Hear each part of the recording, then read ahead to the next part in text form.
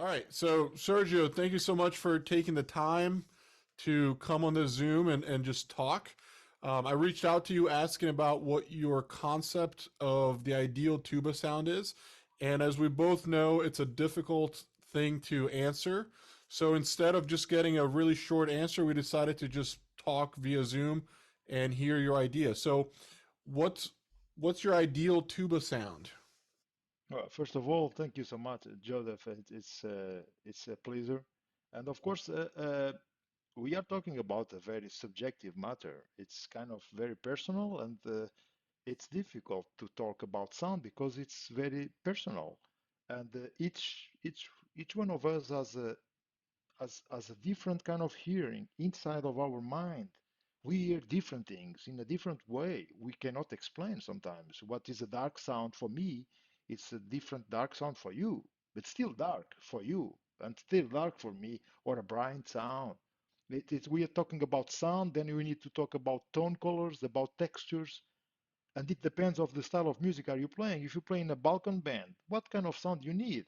If you play on a Dixie band, what kind of sound you need? If you play Bruckner, it's different than play Berlioz or to play another contemporary composer. So even the sound is different, the gear you need is different. So it's kind of it's enormous world about sounds, about colors, about textures. So, but for me, the most important thing about sound must every player it's what defines an artist in fact is this it is the sound, the phrasing.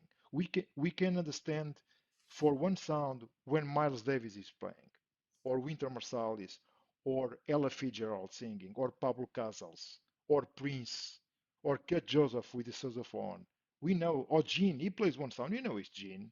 You know when was Varandek playing, you know exactly. Varandek, it's a very dark sound, deep sound.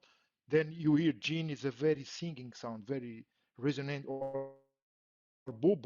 It was very compact, very solid, and kind of aggressive sound. But is his personality, his way of playing. So I think the sound defines the character and the personality of each individual. So, but many artists they have a career and they are very kind of successful careers, and they come to an end of their career and they never find their own sound. They are always trying to copy other sounds. It's kind of it's funny. When you listen somewhat guys, for example, they play fantastic, but you always say, it sounds like another guy, you know. It remembers me another guy. For example, if you play tuba and some guy says, well, you sound like Jaco Pastorius. Well, it's an enormous compliment, of course, but in a way, the, it comes to a point like the imitation for me is the best process for learning. And of course, we can use the imitation trying to imitate different kinds of sound of different players of different instruments and try to imitate. But it comes to a point that the imitation is no more what we need. We need our own DNA, our own individual and personal sound. Might be different. It's not about worse or better or than anybody else. It's just unique. It's your sound. It's if one each individual can have can can find their own way of expression through the instrument. That's it. It doesn't matter if other people they like more or less, but it's your sound. It's your way of communicate. So it's like our I think it's also connected with our way of talking, of vibrating the vocal cords. I believe really, for example, we each in every country we start to learn our main language from our country, and the way we vibrate the vocal cords, it vibrates in a different way. We use different kinds of I don't know if when I speak English, it's a totally different voice when I speak Portuguese. It's Right. different sound, different color. I don't know why, but might be the vibrations here. I'm not a specialist on it, but I believe that it's connected with the way I'm trying to vibrate my vocal cords. It's the same thing when you go to the instrument. So you're gonna have the articulations and the vowels, consonants. You're gonna use the same way when you produce a sound in the instrument. Now with the globalization, we have more information. We hear different language and different styles. So it becomes to a point. It becomes very monotone. Everybody can achieve more or less the same kind of sound. But I remember when I was younger that you could really understand when a guy comes from France or from Russia or from Italy or from the States. It depends of the region of the States because it's many countries in one. But for example, a guy from New Orleans, he speaks completely different than a guy from New York or a guy from LA or a guy Hmm. from Alabama. So the way they're gonna play, it's also connected with the way they also Brazilian. A Brazilian guy has this kind of way of talking, so you're gonna play always with this kind of balance. It which is something that is in the mind, of course. Well, I'm talking in a general speech, but then we can train our mind to play in a different way. But now we have all this information going on, so it's more easy to kind of a kind of a similar way of playing in many countries. Of course, it's if you want, you can do it. But as we come back again to the main question about sound, for me, the most important is to really find our DNA, our personal and unique voice, and that's what defines us. It's recognizing people can recognize you by just one or two sounds, and they know exactly who is playing. Does not mean does not mean if you like more or less. It's just you know who is playing, and this is very difficult to achieve. In fact, for example, as I mentioned some of these artists, but the singers are the most fantastic guys for that. For example, you know exactly when they are the Beatles, the guy singing, or Supertramp, or Dire Straits, Mark Knopfler, or Bruce Springsteen. All these guys, they have their own way of singing. You can like or not, but you know exactly who is singing. Who are these people? Or Tina Turner, all this, all the or Frank Sinatra, mostly in the jazz. The jazz guys have, I think, they have a better concept of exploring their own phrasing, voicing, sound, and phrasing, which they, I think, in my opinion, they are connecting phrasing and sound. You cannot separate this. The way of articulate, it's always connected of the sound because it will define the much better. It will help to define the tone color, the texture of the sound. So the jazz guys when they learn, they always listen a lot of music and they try to imitate John Coltrane, Charlie Parker, Jackie McLean, Leo Soloff, John Fadis, all these guys, Winter Marsalis. I can give an example. If you, for some of the guys, you're going to listen to it, maybe they don't know, but if for example, everybody knows the Winter Marsalis is a genius, this guy, and he has his own way of playing, but which is very interesting is if people are going to listen a New Orleans trumpet player who plays with Harry Connick Jr. big band. His name is Little Jones. He's from New Orleans. If you listen Little Jones, it's much older than Winter. So you can if and then you're going to listen Winton and you see, okay, I understand where Winton going to catch this phrasing. Mm. It's from Little Jones. It's the same phrasing. So when he was younger, he was listening. I'm sure he was listening Little Jones playing in New Orleans. Yes, play with him many times. So nothing, everything's come from somewhere. We imitate always. So I remember I have another personal story. So I always when Gene premiered the John Stephen Journeys, this tuba concerto with the contrabass tuba, and then I got a recording, and I could not understand the sound of Gene. It was so the colorful, many textures, many colors, and then I tried to understand how he plays like that. And I remember I fall asleep every night listening to that piece. For 6 months, every night and listen again and try. And then next day I wake up and start to warm up and stuff. And then I have no idea how he vibrate his lips, how he does the sound. I have no idea. And then one day, by coincidence, I was playing and I was, wait a moment. I think I start to vibrate the same, very similar way. I said, wait a moment. This kind of looks like similar, but I needed to find out that sound. And then I believe that it was the brain start to understand it was the uh, um, inner not visualization, but audition of my brain was trying to figure out that kind of color, that kind of texture. I don't know how to explain this, but since then it was more obvious for me to play like that. But then comes to a point that I was saying, well, it was a very good exercise, but now I need to find out my sound.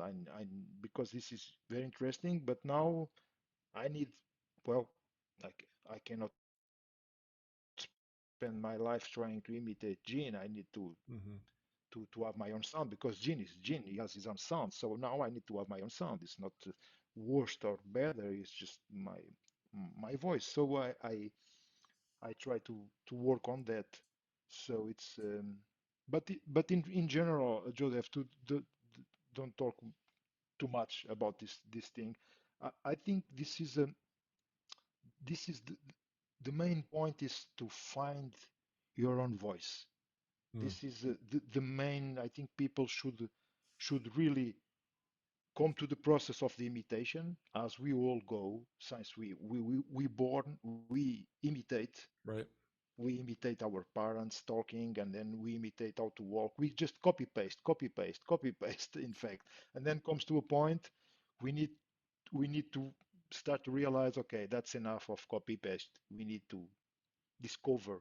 And sometimes people cannot be afraid of discover. I think some people they are afraid to discover, to have their own sound because, as you say, you want to play contrabass tuba, the orchestras we go to this academic system and this kind if we're going to apply to an orchestra because you need to play with that kind of sound, well, maybe not, maybe you play with your sound.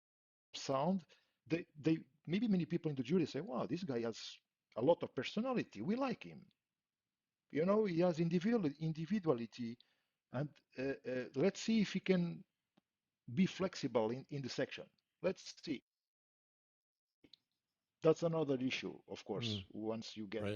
But once you get your own sound, I think to be flexible, it's a question of also to live different experience and listen different kinds of music. You can try to change the phrasing, and then when you change the phrasing, the sound also get affected by the way you're gonna you're going to phrase, you're going to speak through the instrument, it will change automatically also the sound. So, but it's it's very subjective what we are talking here, in fact, but very Yeah. interesting at the same time.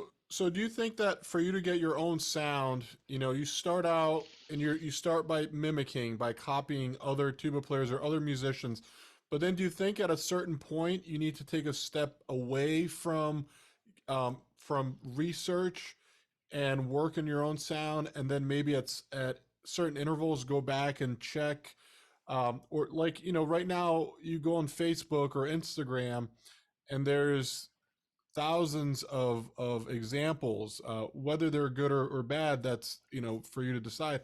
There are thousands of examples, and you're constantly listening to these inputs. Do you need to be um, really? Do you need to protect your idea of a sound? Like, do you find that you're like, okay, I need to step away from this, or I need to make sure that I only listen to the best of the best, so that your brain is constantly kind of formulating a really great model, or do you listen to everything and go from there? Well, I rather prefer to listening to instruments that I think they are much better in terms of musical expression, as like the voice, the cello, for example. These two Hmm. instruments are amazing in terms of expression. So if you try to just to follow that line or copy, but well, I'm a guy I'm a very much autodidact in what I do. So I remember I learned listening an old vinyl with Kurt Joseph with the Dirty Dozen brass band. And it was an audio cassette, so I have no idea it was a sousaphone. What I was hearing and trying to copy, it sounded like an electric bass. And years later, someone gave me the LP, and I see a photo with a guy with the sousaphone, and I say, Hmm. well, that's not possible because it sounds like an electric bass. I could hear also the portamento in the strings. So Kurt Joseph was Yeah. really is a bass player. So Matt Perrine is the same thing. This guy from Bonnerama and the New Orleans Nightcrawlers. So and then I start to listen Bob Stewart and Oren Johnson and then Dave Bargeron and so on. They all play different. So I learn. I try to copy them. So as you say, I think we should learn different things, but always with a kind of a model. They are different, and we try to imitate. And then we spend some years, of course, trying to find out these things. We need to be curious, as you say, so you make up the open mind. So on the social media, that's not a good example, in my opinion, because, for example, you go to YouTube or Instagram, all these kind of things, platforms. Well, the good it's connected, mixed with the not so good and the mediocre, and there is no filter. So if you don't have enough experience or your teacher is not around to hey, come on, let's and try to explain this is not so good because but if you are alone, you can go into very strange way. You go to one way might be the wrong way because you have no idea what is you are too young and you have no experience. Your sound in the mind is not yet there. So you can go to a guy that you find in Instagram or YouTube that is not really the model, you know. So once you go to that thing, you try to imitate something that is not really the best. I got lucky. Right. I get by lucky. I get Kirk Joseph because it was the only cassette and the Michelin. I don't know it was Michelin or I play a contrabass tuba and the Michelin was playing a bass tuba and at that time I was no idea that exists a bass tuba in F. I was just play a Melton six-quarter rotary tuba and then I tried to imitate the sound of Michelin playing on a very small Alexander F tuba. Yeah. So in a way it was a good training because you needed to find that little sound very focused and very singing from Michaelin on a big horn. So as I have no other references, I needed to find my own way, because I was a bit naive, but I got lucky because these guys they were the best. It's like lucky. But I could have another guy, and then I find out Saint Pilafian, and then Saint Pilafian, of course, traveling light. I transcribe all the solos. Mm. I gave a book of this so that we can publish of the first traveling light. I have all the solos, and we are trying to publish all the omnibook of Sempilafian omnibook with the solos. So I take all the solos, and then I try to play with the recording at the same time and try to imitate Sam. So I think this was one of the best teachers that I got. It was just play with the recordings, try to imitate Sam or another guy. I don't know. There's many wonderful players around there. So I think the best process, as you say, is it's the imitation and the social media. We need to be careful because there's too many things and no filters. So Yeah. I'm not sure if this is the good way because I was not living with the social media, so I was learning in a different way, just with recordings. I don't know who was playing. I just go by the sound and I try to imitate that. And now we have the tools. They have the information is there, so well, people can find their own way of expression by themselves after some years of experience, of course. Uh, but it's a very interesting question, in fact. And now I'm thinking about Mm. what is my dark sound for me. What is a dark sound or a bright sound for me might be very different from many other people. And if you ask me to explain what is a dark sound, well, I even have problems to define what is really a dark sound or a Right. bright sound. It's it's difficult. It's like a texture. For example, texture. To understand, you need to touch. even if you cannot explain, when you touch in different surfaces with different textures, even if you cannot explain, you feel when you Hmm. touch.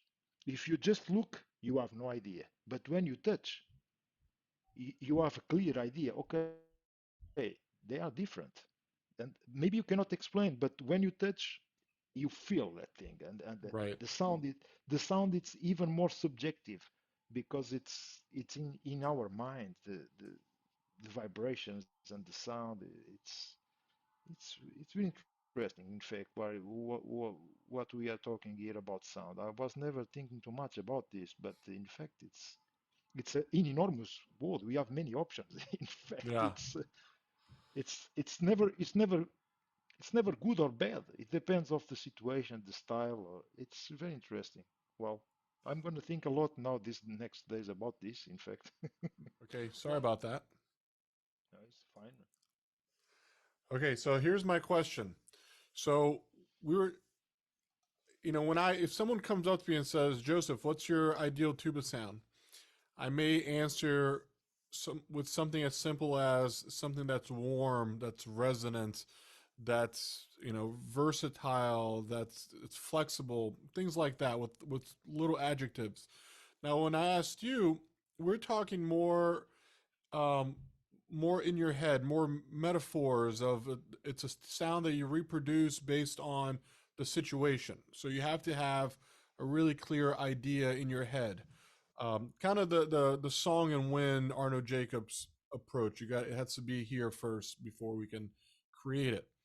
Now, I grew up listening to you. I'm 35 now. I've probably been listening to you for 15 years.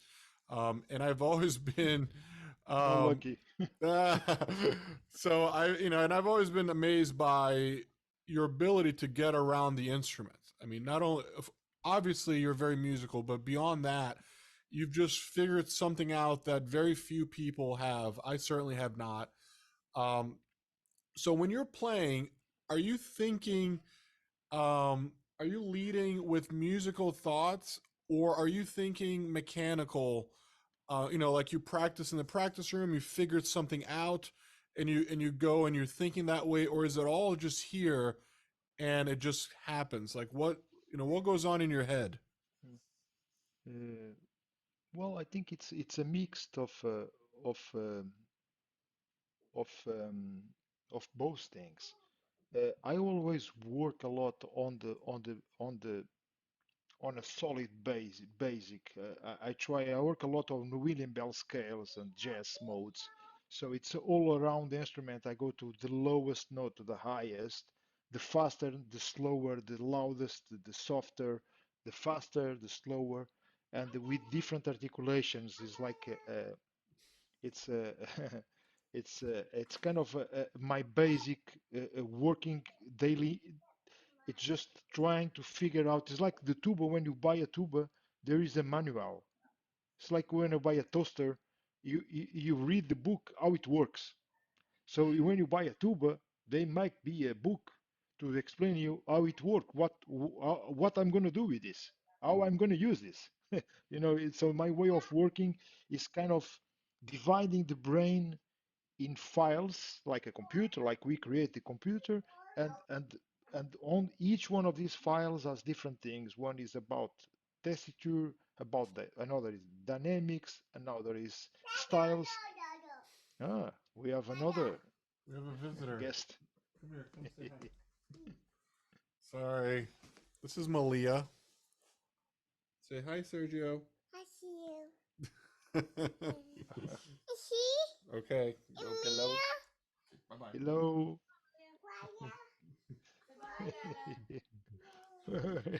So cute, fantastic, fantastic.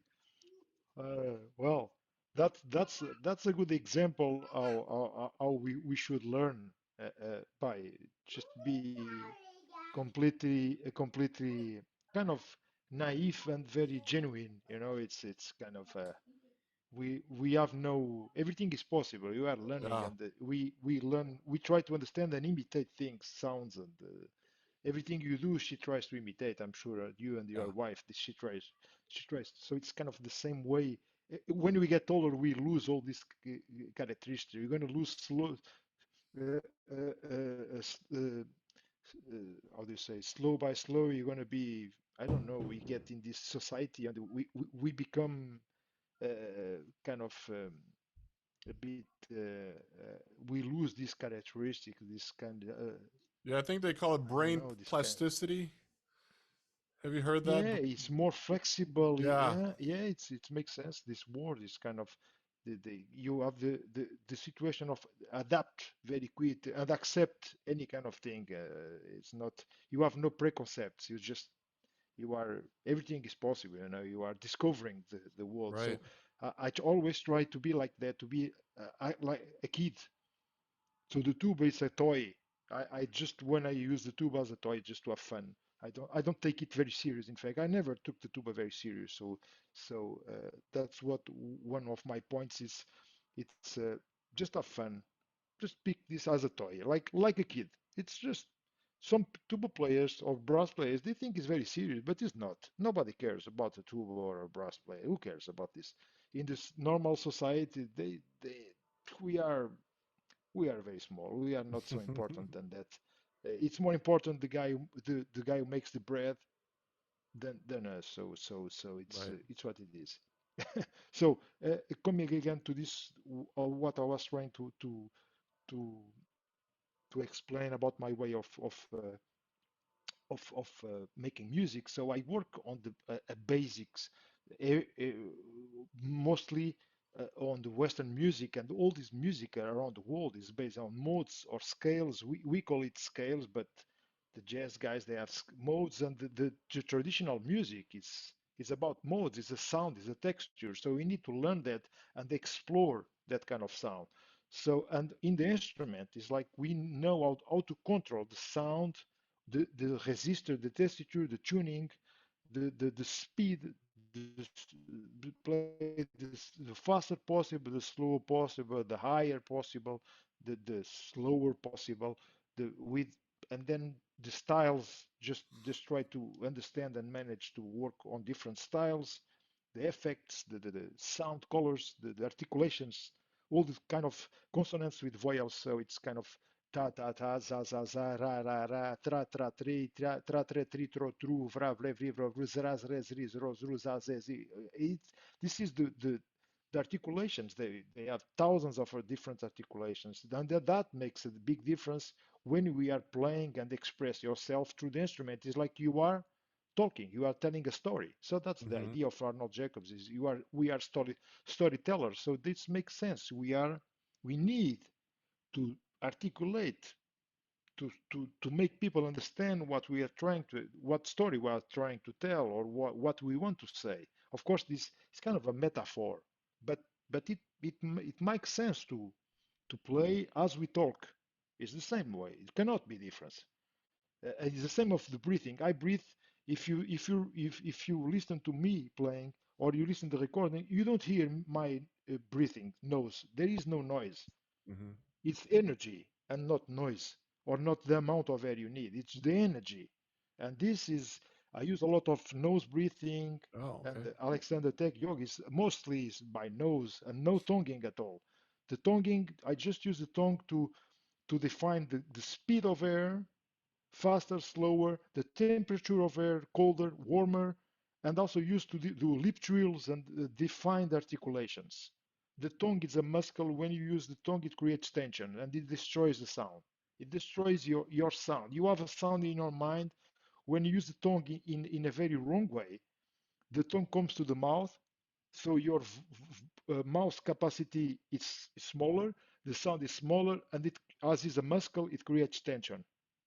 So this is the tongue can destroy, in fact, the sound we are here to put on the instrument. This is kind of, most of people who have problems to define and to show their own sound is the tongue. The tongue is destroying because it's it's creating tension. It's from ear to ear. So the tongue is a big muscle, like same size of a pig. It's the same size of a tongue of a pig, so it can be problematic. But then I work that. But when I play music, even when I do these exercises or basics, I don't like the word exercise because there's no exercise, it's only music, in fact. There's no exercise. So I always try to work on this in a musical way. Where where I'm going to use that in the musical context. Why I'm doing it to use in some to do something.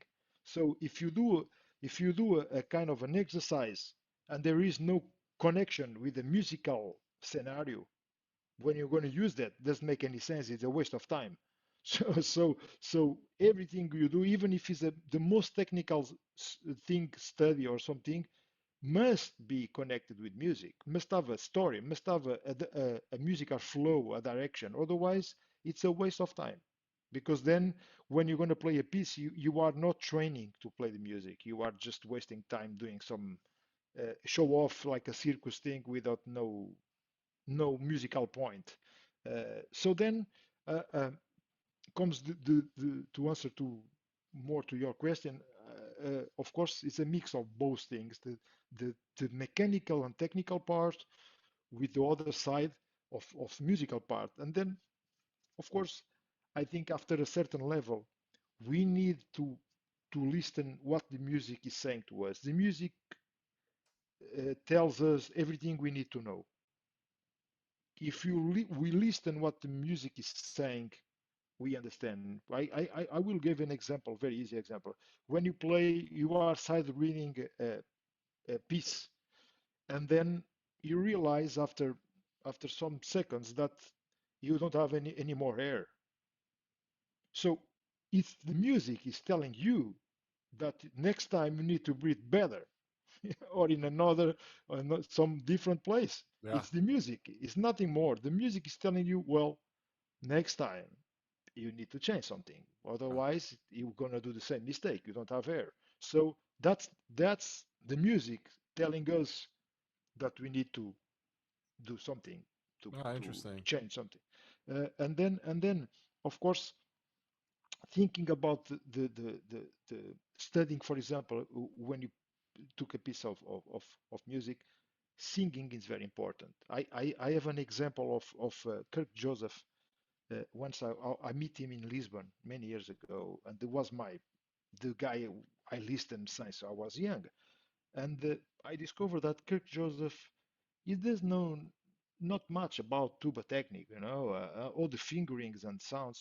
So for example, I in the conversation I I got with him, I understood that he knew about the measure of tubing. If it doesn't touch any pistons, you have a certain measure of tubing, and you could do these sounds. And then when he opens the second valve, which is a little bit more longer tubing, you could do well, all the overtones. And then the second, it was a bit longer. And then the second and third was a bit longer.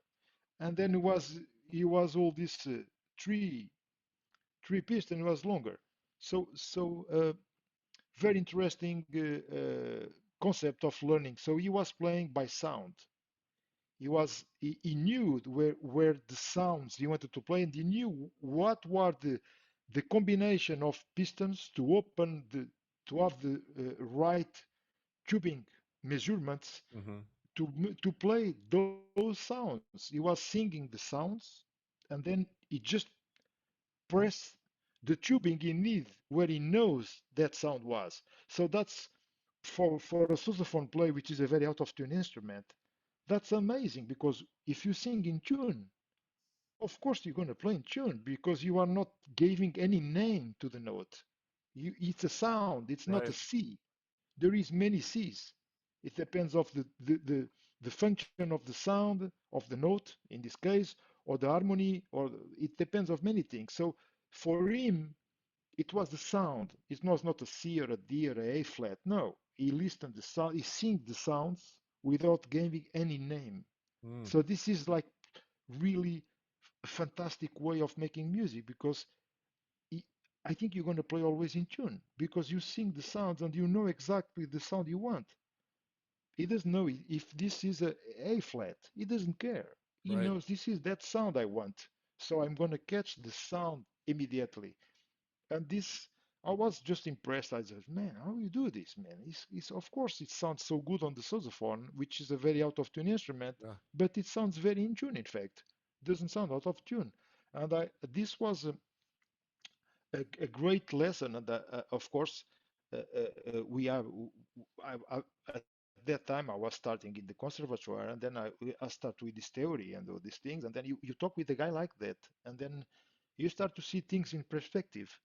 You start to, well, I this makes sense, this thing. And then I don't know, but this I try to sing more and more and listen the right sounds. It's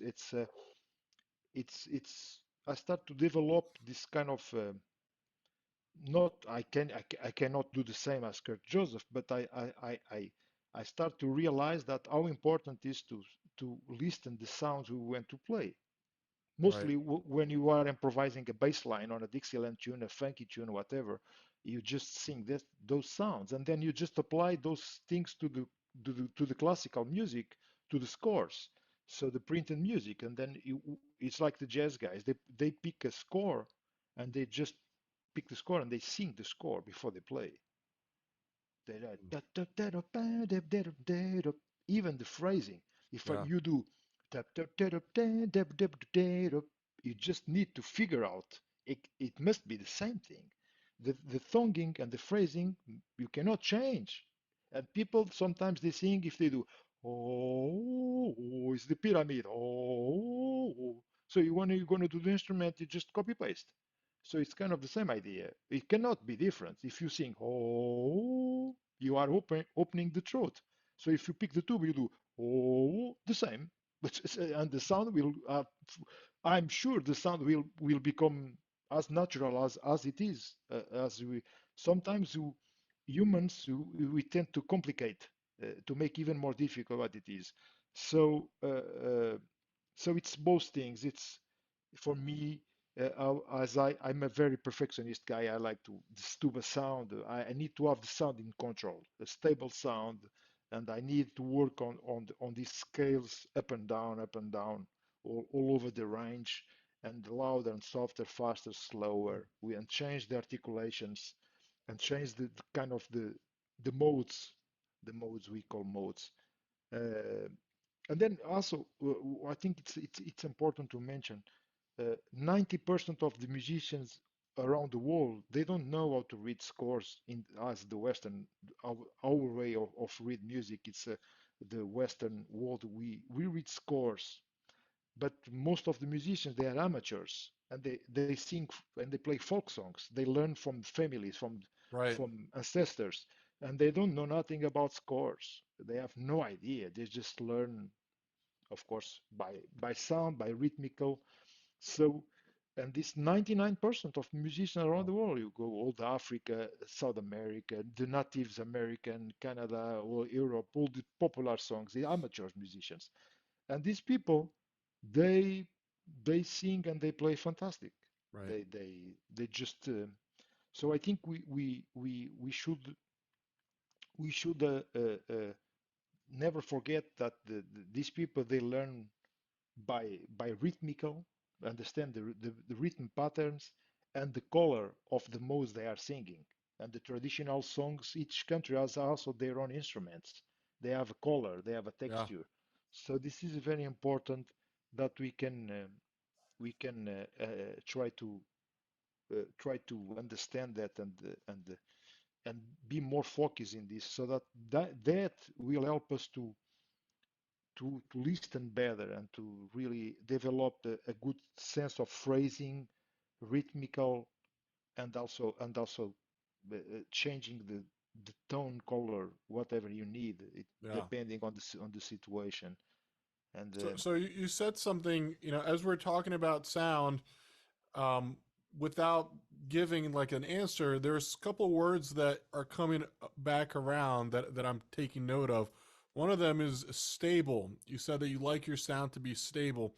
Another one, and I have a question about that, is you said that the tongue is a muscle, and if you use it incorrectly, it could dampen the resonance. It could stop the resonance. So I guess the tuba sound should have a resonant quality to it. Now, could you talk the a little more about the tongue? Because I'm curious because because I use a lot of tongue, and you're saying um, maybe I use more than I should. So now I'm curious. How do you use your tongue, especially in the well, whatever, in all the registers? Well, I use the tongue, but I use in a different way. I realize that the tongue is not the tongue. It's just the tool for the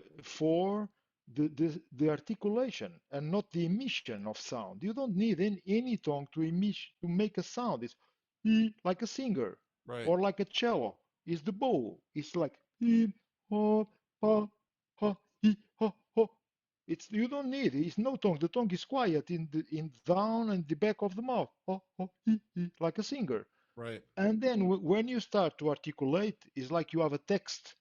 You need to speak the text to be very clear. right, So the tongue, you need the tongue to make the all the consonants and vowels to have a texture in the text so that people they can understand what are you saying. And when you move the tongue is not interfere with the emission. Is not because the musk every musket when you are using too much, it creates tension, so it destroys the sound. It becomes aggressive. The sound gets no resonance because when the muscle you use too much muscle, there is no projection. It's static.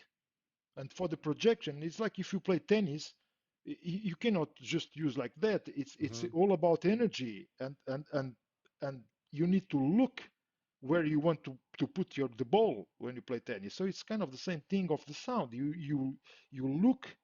You don't think about the tongue. It's just the air which just flows, and the tongue just creates this impulse to go faster or slower. So I use the tongue mostly for changing to go to the high register low. So when I go high, the tongue increase the speed of air and the air gets colder and it changes the direction. So the air goes lower. So it goes lower. So it punch the mouthpiece inside and gets more speed. And then it goes to the throat, to the lead pipe. So the air goes very fast and very cold. Sometimes I play so high that I have like the screamer, trumpet screamers. They you the eyes are white. I lost my vision. I play so high, so much pressure. I can fall. When I play, if I'm playing jazz, stand up, and I go to this double ICs and more, I don't see nothing for a while. I need to play wow, my memory, and I sometimes I balance. I lose the equilibrium because it's too much pressure. Some trumpet players they fall. If you see the big band guys, you have many videos on YouTube. They just fall. The blood is so much pressure on the blood that they have wow. no oxygen anymore in the brain, so they fall. So this can happen also. This is the speed of the air, the pressure.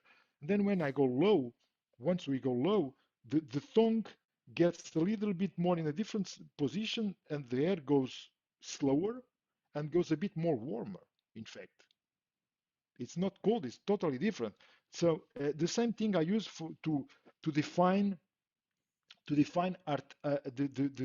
vibrato or the lip trills, the shaking or the shake. It's the tongue is doing that. This is the tongue. It's no lips. It's nothing more.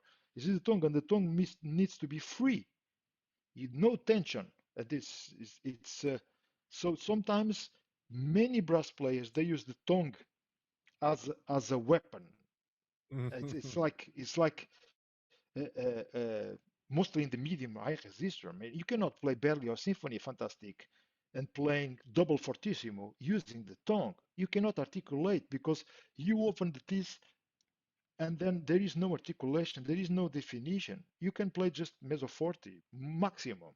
You will lose. You can play legato, but you cannot articulate like that.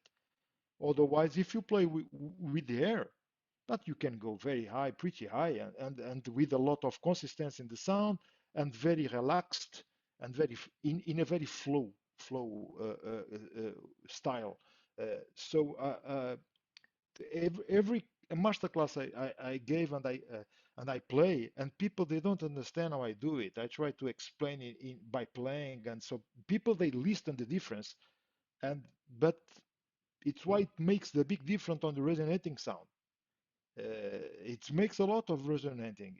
So, and another thing that I think it's important, it's some people they misunderstanding the aperture between lips and the aperture being between teeth. That's two different things. Of course, the lips are different when you go higher and slower. The vibration are smaller or larger. The waves of the sound are larger or smaller, narrow.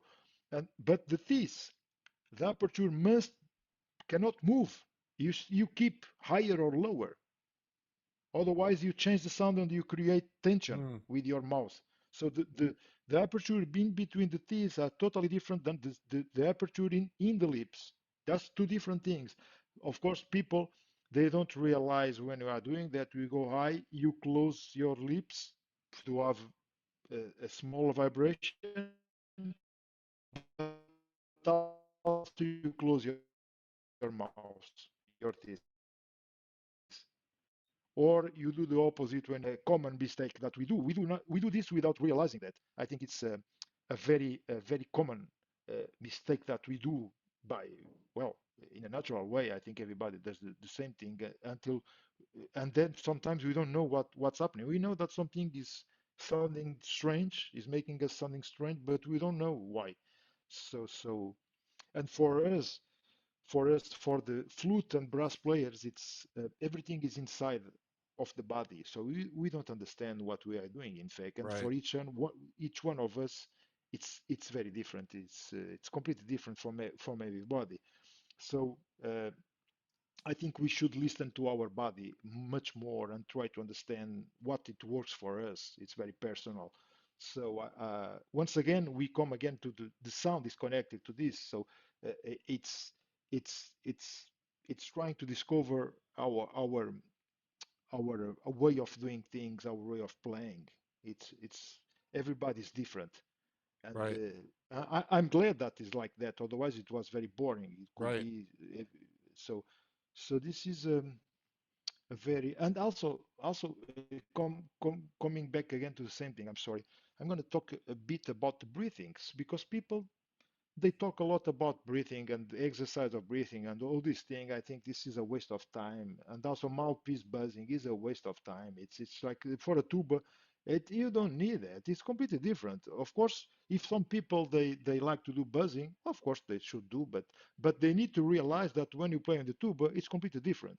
Right. This is like a thing to it's like a glass of you can drink wine with that thing, man, on a tuba mouthpiece. It's not a trumpet or a horn. I play with the mouthpiece. When I'm tired, I play this side. When I'm tired, I change this side and sounds Really? exactly the same. Yeah, Wow. I don't Okay. care. Doesn't matter, man. It's a tuba, man. It's a tuba. It's not a trumpet. This is much more sensitive or a horn, a tuba. Tuba mouthpiece, it's huge, man. Who cares, man? Nobody cares. You can breathe, whatever. Whatever. I can play the Von Williams with my upper lip on the top of the mouthpiece. The mouthpiece is inside. I can Wow. play the first movement. It's nothing to do with it. This is it's a different instrument, in fact. And people they talk a lot about breathing, and you know what? Uh, the breathing should be normal as we are talking here. We are breathing, we are talking. It's something that the brain does this automatically. You don't need to give an order to breathe. Right. I normally I tell a funny story about breathing about these two kids. They were in a school. I tell this joke in many masterclass about breathing when people they ask too many questions about breathing. I'm a very simple guy. I try to be simple and easy because this is already too difficult. And when you think too much, it becomes a nightmare. You have no more fun. And this is what happening. We want to understand everything, and then we get confused. We cannot play. It's like Arnold Jacobs say, uh, uh, paralyzed by analysis. So if you want to analyze something, it's very far away from the instrument. You need to Okay. put this away, very far away. Yeah. And then So this joke is it's about breathing. Is as these two kids were looking to a colleague in the classroom. So he was always this guy with headphones, 24 hours a day, every day. And they was, man, he's in the class with the headphones. He's not listening to the teacher, and he doesn't listen nobody, 24 hours a day. He might be listening some good band. I don't know. We need to catch him and take the headphones and see what he is listening, because this might be very good because he's for 24 hours listening to music. So they organize and to be on a tree waiting for that kid to when he was walking down the tree, so that they can jump on him and take the headphones to listen. So they were waiting for him, and the kid just go there, and then they jump and they take the headphones. And when they take the headphones, the kid died. It's like, what? The kid died? What's happening? We need to call the ambulance and the doctors, man. It's a catastrophe. And then, wait a moment. One of the guys say, before we call, let's listen to see what's going on here. And then they pick the headphones and they breathe in, breathe out, breathe in. So it's like we don't need, luckily we don't need really, most of us, I think everybody, we don't need really to think about that breathing. As I told the first question, the music will tell you if you need a different breathing, or more or less or different, whatever. The music will teach us. The music will tell us everything we need to know. So, in fact, I believe that we need to to be curious, to explore, and never be afraid to be ourselves. Some people, they are afraid to show who we are, and we are different. It's Yeah. not to be better or worse than anybody. It's just I'm just me. If people they like or not, that's not my problem. Or if the people they like you or not, that's not it's your business. You don't care. You just do this for you. For your Yeah. We do music because we love it and because we need it, because it's fun. It is for us. In fact, it's very selfish, but that's the truth. You cannot just thinking to play for other guys. Of course, w- w- we there is we're gonna play for someone to understand what we want to say, the story we want to tell. But in fact, mentally speaking, it's the best process is to kind of play for ourselves. Otherwise, we cannot express for other people if we don't play for ourselves first. Yeah. So, Well, that's great. Thank you so much. We started out by asking, or I started out by asking what your ideal tuba sound was, and I got so much more than that out of this conversation. Now I got to figure out if I'm using my tongue correctly, if I'm breathing, because I think a lot about breathing, and like the French versus a German way, bottom up or around. But you know, I was having this conversation. I think when you yawn, you know, I think that's a really natural breath and it's a good quality breath. Or when you exercise, and if you're not, hyperventilated, but if you have good, healthy breath, I think we naturally know how to take good breaths. but you know something, Joseph, sorry to interrupt you. That's Yeah. something that many people they don't know. There's and I discovered that reading a Chinese book, very old book, that was offered me by Mel Kuberston, one of my teachers. I got many lessons. Luckily with him, he was an amazing player, an amazing teacher, an amazing person, very generous. And this book was a Chinese book. He talked about there's two kinds of people, two kinds of breathers, the active and the passive. And it's defined in the moment that we born, in the reaction of our mother. Mm, And if the mother has this breathing, this is active breathing, or this will define what kind of player the breather gonna be, you or me. But we don't know really that what was the reaction of our mother when we were born. there is only these two kinds of there is no other kinds of is or so this will define active or passive. So for me, I discovered that by this book because some people they think we need to breathe always very long. Some people they need to breathe very short. Doesn't matter if it's loud, softer, slower or faster. For example, I'm an anxious guy, and I discovered that I don't need much time to breathe. I just and very direct. I cannot think too much about breathing. I just think about the sound and I just go immediately. Some people they need time. Some people they need long breaths, even if it's faster music or louder, whatever. They need time because this their character. This movement of our mother will define our personality, our character, like active and passive. This is a very interesting. I don't know the name of the book, but this I correct many of my students with that thing because they were making some mistakes. Sometimes you breathe very slow, and then you get tension. You cannot Right. articulate anymore. There is no emission, and and that's because you are very active. So you just need your breathing is here. So it's like people who are anxious are always breathing here all the time. So more you do big breath, you just get tension in your shoulders, in your throat, everything. Mm, So this and the opposite is the same thing for the other guys. If they do, no, they need time. I So see. this will define also our kind of playing because this can disturb everything.